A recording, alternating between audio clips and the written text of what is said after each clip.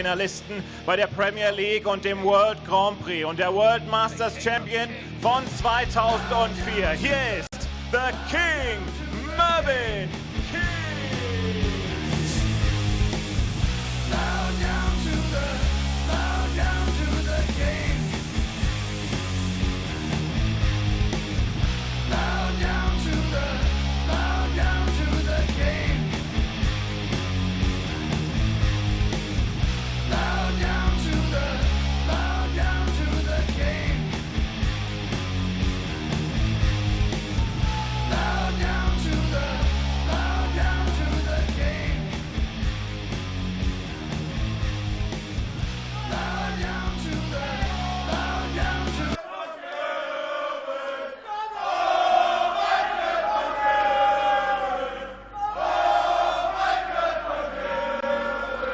Sein Gegner ist die Nummer 1 der Welt. Ein mehrfacher World Matchplay, World Grand Prix und Premier League Champion. Und dreifacher Weltmeister. Aus den Niederlanden, Mighty Michael van Gerwen.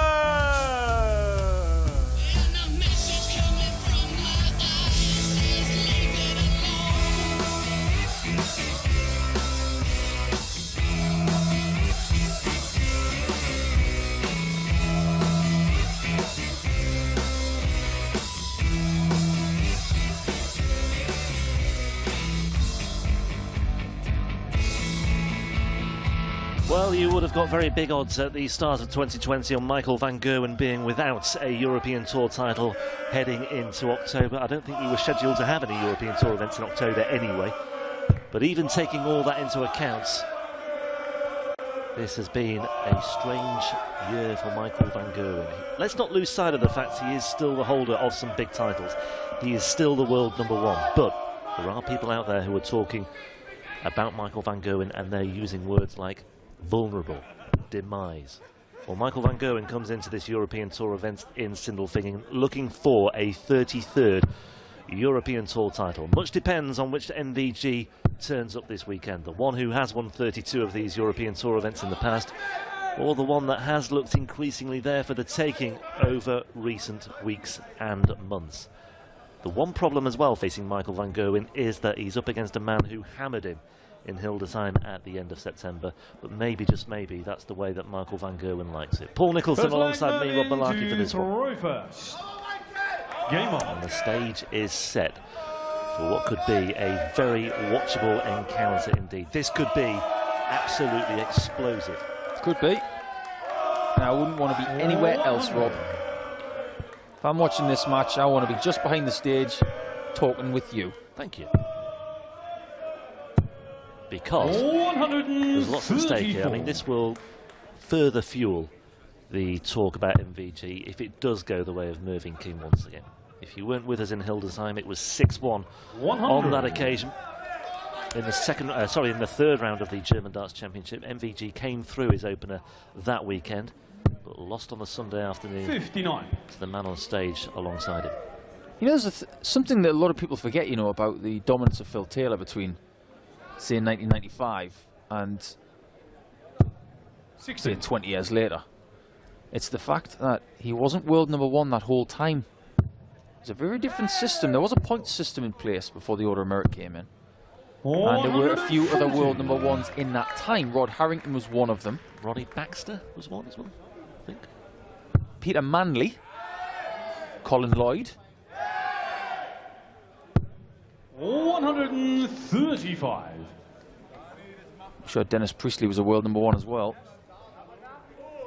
But whether you are world #1 or not, 106. ultimately you will be judged on how many world titles you have. That is my philosophy. Merv misses the 54. 38.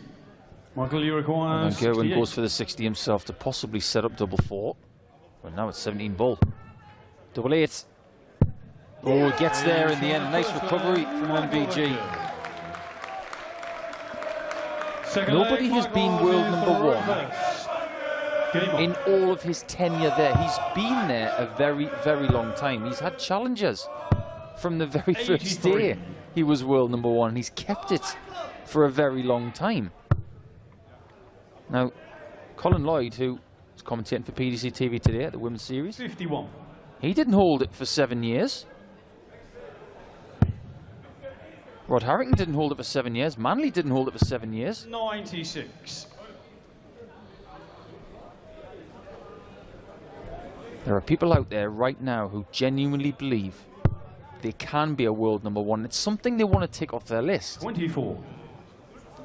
Michael's got a different list. He wants to double. Yes, he wants to double his World Championship tally 133. so he can be regarded as the best Dutch player of all time, because he wants the 6. He wants one more than Raymond. 58. Plenty of support for MVG, as you might expect.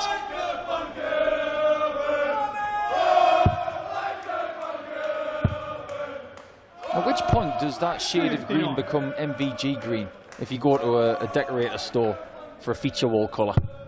It would be some feature. 92. Michael, you require 130. Well, this is a very doable out.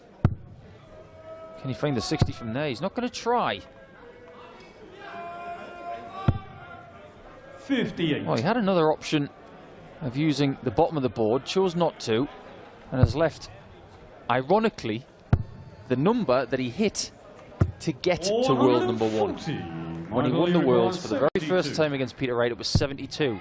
That time he got 2 singles for double top. This time he gets the double 12. He gets it the other way, but is 2-0 up and is definitely, by the looks of this, not going to get hammered this time. 18 data for a 2-0 lead for Michael van Gerwen. 99. It's fair to say that when Merv was playing against Mindy Borowskis yesterday, that he didn't play his best stuff, just did enough. 131. I think it's also fair to say that Merv probably didn't know anything about Mindegas.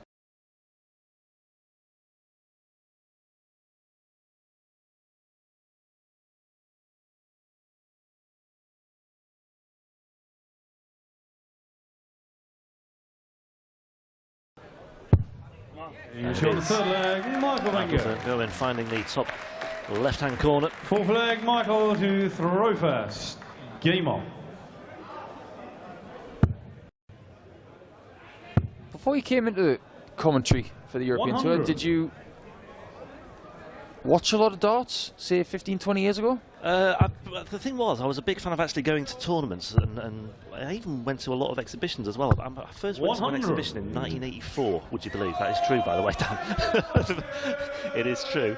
I went to see 84. John Lowe against Cliff Lazarenko in 81. Newcastle. It was a smoke-filled room, and I thought it was brilliant, and I was sort of hooked from then on, but I preferred to watch it live than actually watch it. I mean, I lived in Doncaster for a bit, and there were tournaments, as you mentioned, at the Dome. I went to a couple there. And I watched the big tournaments on TV. I mean, I do remember watching John Lowe's £100,000 100. At the MFI, yeah. 9-dart finish at the MFI in September, October '84 on telly. Things like that stand out for me. So I wasn't a religious watcher, but I did have a 59. love of the game. Yeah, Cliff, what a legend. I honestly remember that like yesterday. Walking into that room, there was 100. It felt like there were about 5,000 people in there crammed into this room. It was just like, I was only a little lad at the time as well. It was just very intimidating, just smoke everywhere. Yeah, I'm glad those days are behind 41. us. We have Michael, you require 120. boisterous atmospheres these days, but not filled with smoke anymore. It was at a hotel as well, right near the train station in Newcastle. The Thistle. 80. I think it was called something else then, but yeah. 121. You know the one I mean anyway on that Yeah, side. I do, yeah. Beautiful, beautiful building. Big ballroom at the front, or big conference centre at the front. Double 14. He's had chances. 107. He's had plenty of Michael, chances. you require And Van 40. Gerwen has got away with this one. And he's doing a very good job with the chances he's getting. Fifth leg, Mervyn to throw first. Game on. Certainly is, and he's going about his business very effectively. I think Michael van Gerwen will 85. assess this performance. If he does come through, he'll say there is room for improvement. I don't think he'll be totally satisfied with what's happened because he's missed darts at double, but this is a good response. And I think he just wanted to address this issue with Mervyn King as well, as far as atoning for that 6-1 defeat in Hildesheim a few weeks ago. Yeah, I think that's true. There's a possible meeting between himself and Vincent van der Voort in the next round. That's if Vincent gets through Max Hopp. That's better for Merv, but 15-18, 16-16 is steady. Yeah, it's not spectacular, and that's what I'm saying. Michael van Gerwen will know that there is an abundance of room for improvement. Was there a follow-up question about my darts experience prior to I'm just really curious, because you know, Merv's been around for the best part of 25 years. I was interested to see what your experiences were before coming into the sport, and I think that's something that a lot of people don't talk about. You know, how did they get their interest in the game? Back in the 80s, and especially around 84, that darts was making huge headlines in the tabloids and on TV. One of my earliest, I think my first real big TV memory, apart from, in fact it was before that, it was Della winning in '83. I remember that really vividly. I remember sitting down and watching pretty much all of it. I'm not sure all of it was live because it was in the days when they used to switch to it after the football scores at Christmas time. It was a strange devotion they had to the darts. Then they sort of dip in and out of it like that. No, it was great on Grandstand the Saturday afternoon. Yeah, home internationals and stuff like that. Great times as Merv gets his first leg of the contest. Well, that Bobby George Bristow final in '80 was, the whole football programme was wiped out that day. So normally they would have stuck with the video principle, but because there was hardly any games on because of all the snow, they decided to show it all live, and that's when I think darts really, really ballooned. I totally agree. 119 weather occurrence. But I remember the Della final really well. I haven't heard much about it since, actually. Yeah, it's probably one of the most talked about games in the history of the sport. 58. And one of the most unbelievable statistics is that Van Gerwen's been around for about 14 years at the top level. Never won a competitive game at Lakeside. He got drilled 3-0 by Gary Robson in his first Lakeside. 92. And then he went to the PDC. 128. Went in as one of the favourites as well that year. Yeah. And it was won by Wolfie. 45. You just look at the body language of Van Gerwen at times in this match. He's trudging up to the board, his shoulders are drooping. 65. He's not happy with himself. Michael, you require 83. He has said at times in games where he's got the big lead, he gets a bit bored. 99. 74. Mervyn, you require 167. Does he feel like he's being pushed enough to stay urgent? That's when he does play his best stuff. And you do see that from Michael when he plays Gary Anderson. He feels the urgency when Gary's around. 58. Michael, He you require needs 9. to find that balance. He wants a win. He wants a winnable encounter. He doesn't want to be overly stretched. He wants to be Michael Van Gerwen. given a good workout, and I'm not quite sure he's getting Seven there. Mervyn to throw first. He gave a really good interview a few years ago and he said, I don't worry about the likes of Cross, Wright, Price, Michael 60. Smith. I still, and this is based on the time he gave the interview, my biggest rivals are Taylor, Barneveld and Anderson. 96. All greats before he was a great. Everybody who's come after his commencement of greatness, he doesn't worry about them. And I think that's still the case. But there are people more on his radar these days.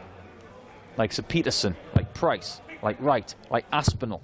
Well, I think many will feel that Price MVG 100. is the best tussle in the world right now.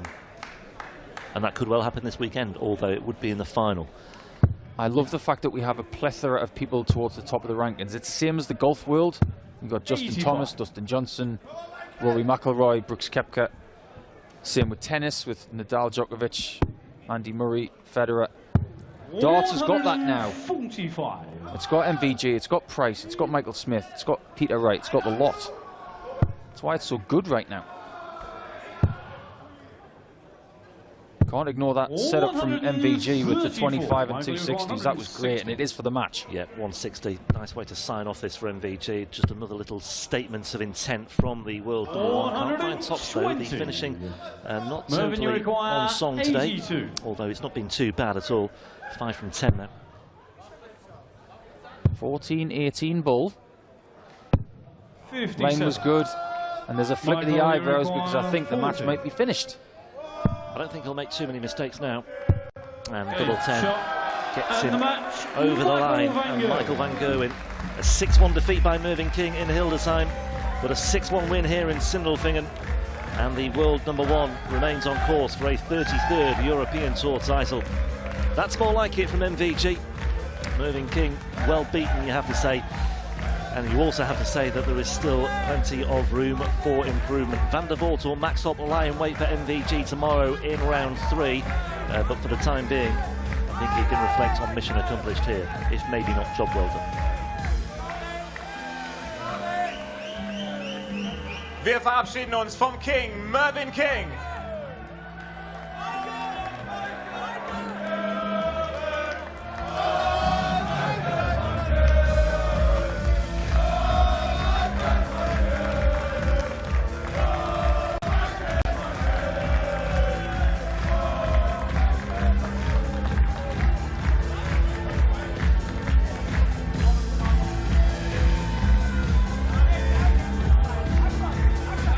Guten Abend, Sindelfingen.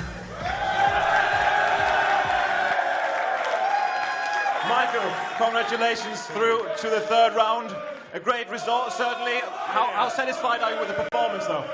My performance wasn't 100%, but this small crowd had a phenomenal performance tonight, and I'm really happy with that. And of course, on the double, I could do a little bit better, but overall, it wasn't a great game for both of us. But sometimes in the first game of a tournament, you just want to get in a tournament. And I think I did enough to win this game. My finishing was okay, and with the crowd behind me, I'm quite good. Yeah.